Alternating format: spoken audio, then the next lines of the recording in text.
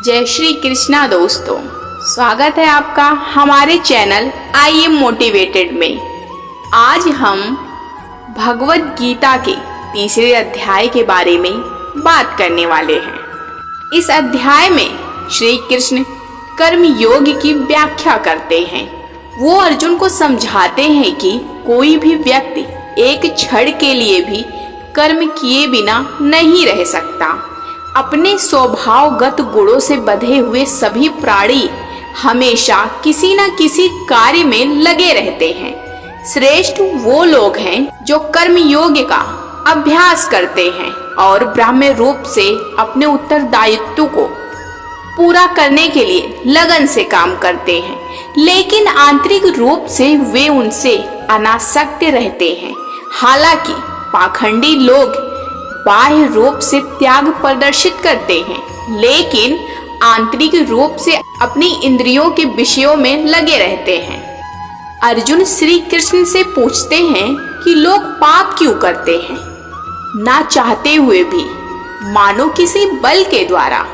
भगवान श्री कृष्ण को समझाते हैं कि केवल वासना ही पापी सर्वभक्षी शत्रु है, लेकिन प्रकार धुएं से ढकी हुई आग या धूल से ढका हुआ दर्पण उसी प्रकार इच्छा व्यक्ति के ज्ञान को ढक लेती है।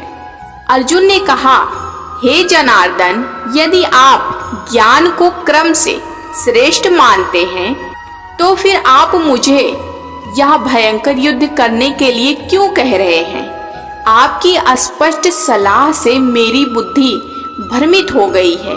कृपया मुझे वह मार्ग बताइए जिससे मैं सर्वोच्च कल्याण प्राप्त कर सकूं। भगवान अर्जुन को समझाते हैं, हे निष्पाप, इस लोक में दो प्रकार की निष्ठा मेरे द्वारा पहले कही गई है। उनमें से सांख्य योगियों की निष्ठा तो ज्ञान योग से और योगियों की निष्ठा कर्म योग से होती है। मनुष्य ना तो कर्मों का आरंभ किए बिना निष्कर्मता को यानी योग निष्ठा को प्राप्त होता है और ना कर्मों के केवल त्याग मात्र से सिद्धि यानी सांख्य निष्ठा को ही प्राप्त होता है। निसंदेह कोई भी मनुष्य किसी भी काल में क्षण मात्र भी बिना कर्म किए नहीं रहता, क्योंकि सारा मनुष्य समुदाय प्राकृतिक जनित गुणों द्वारा परवश हुआ कर्म करने के लिए बाध्य किया जाता है। जो मूढ़ बुद्धि मनुष्य समस्त इंद्रियों को हठ पूर्वक ऊपर से रोक कर मन से उन इंद्रियों के विषयों की चिंतन करता रहता है, वह मिथ्याचारी अर्थात दंभी कहा जाता है। किंतु हे अर्जुन, जो पुरुष मन से इंद्रियों को वश में करके अनासक्त हुआ समस्त इंद्रियों द्वारा कर्म योग का आचरण करता है, वही श्रेष्ठ है। तू शास्त्र विहित कर्तव्य कर्म कर, क्योंकि कर्म न करने की अपेक्षा कर्म करना श्रेष्ठ है तथा कर्म न करने से तेरा शरीर निर्वाह भी नहीं सिद्ध होगा। यज्ञ के निमित्त किए जाने वाले कर्मों से अतिरिक्त दूसरे कर्मों में लगा हुआ ही यह मनुष्य समुदाय कर्मों से बंधता है। इसलिए हे अर्जुन, तू आसक्ति से रहित होकर उस यज्ञ के निमित्त ही भली भांति कर्तव्य कर्म कर। तुम लोग इस यज्ञ द्वारा देवताओं को उन्नत करो और वे देवता तुम लोगों को उन्नत करें। इस प्रकार निस्वार्थ भाव से एक दूसरे को उन्नत करते हुए तुम लोग परम कल्याण को प्राप्त हो जाओगे।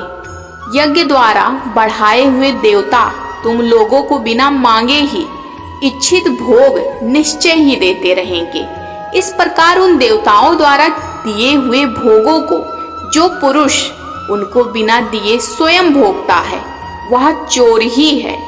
यज्ञ से बचे हुए अन्न को खाने वाले श्रेष्ठ पुरुष सब पापों से मुक्त हो जाते हैं, और जो पापी लोग अपना शरीर पोषण करने के लिए ही अन्न पकाते हैं, वे तो पाप ही खाते।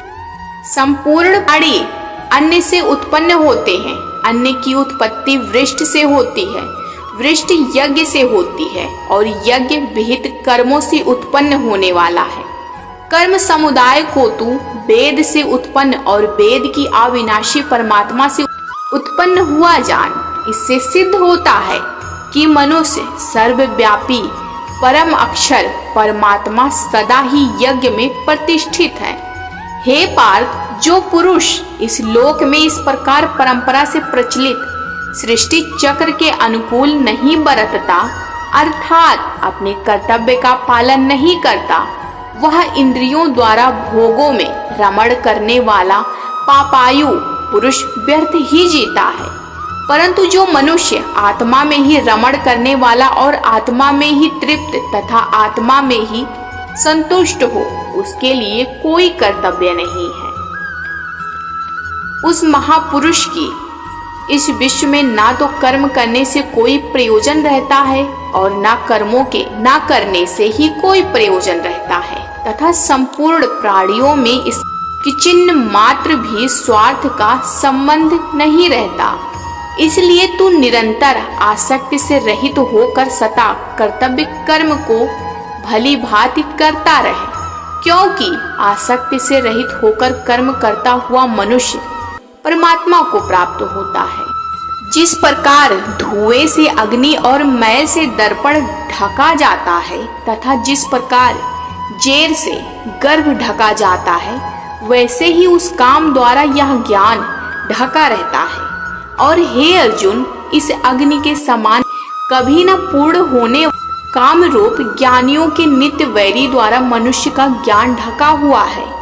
इंद्रिया, मन और बुद्धि, ये सब इसके लिए वास स्थान कहे जाते हैं। यह काम इन मन, बुद्धि और इंद्रियों द्वारा ही ज्ञान को आच्छादित करके जीवात्मा को मोहित करता है। इसलिए हे अर्जुन, तू पहले इंद्रियों को वश में करके इन ज्ञान और विज्ञान का नाश करने वाले महान पापी काम को अवश्य ही बलपूर्वक मार डाल।